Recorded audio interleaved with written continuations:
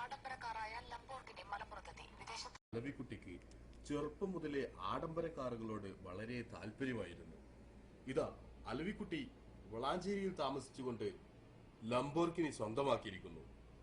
Saudi അറേബ്യയിലെ വളരെ ചെറുപ്പകാലത്ത് തന്നെ അലവിക്കുട്ടി വന്നു ആഡംബര കാറുകളോട് വളരെ മോഹമായിരുന്നു. അദ്ദേഹം ഇതാ സൗദി അറേബ്യയിൽ കച്ചറ കോരി ലംബോർഗിനി സ്വന്തമാക്കിയിരിക്കുന്നു. നമുക്ക് അലവിക്കുട്ടിയുമായിട്ടൊന്ന് സംസാരിച്ചു നോക്കാം. എങ്ങനെയാണ് അലവിക്കുട്ടി ലംബോർഗിനി സ്വന്തമാക്കിയതെന്ന് അലവിക്കുട്ടി തന്നെ പറയട്ടെ. എനിക്ക് ലംബോർഗിനോടും ഈ ആഡംബര കാറുകളോടൊക്കെ ഭയങ്കര താല്പര്യം തന്നെയായിരുന്നു. പിന്നെ ഞാൻ സൗദി അറേബ്യയിലൊക്കെ പോയി ഇങ്ങനെ കച്ചറ വണ്ടിയിലൊക്കെ പോയിട്ട് എനിക്ക് ലംബോർഗിനി മാറ്റി ആഡംബര കാറുകളോടൊക്കെ പണ്ടേ ഇഷ്ടമാണ്. ഞാൻ ഇതാ ഒരു ആഡംബര കാർ ഇവിടെ വാങ്ങി വെച്ചിട്ടുണ്ട്. ഈ ആഡംബര കാറ് ഒരുപാട് വട്ടമായിട്ട് ഞാൻ ഓടി ടയർ പഞ്ചറായി. പിന്നെ 300 കിലോമീറ്റർ ഓടണമെങ്കിൽ 3 ലിറ്റർ എണ്ണ മതി. അപ്പൊ പോരാന്ന് പറഞ്ഞപ്പോ ഞാൻ അത് ഒഴിവാക്കി.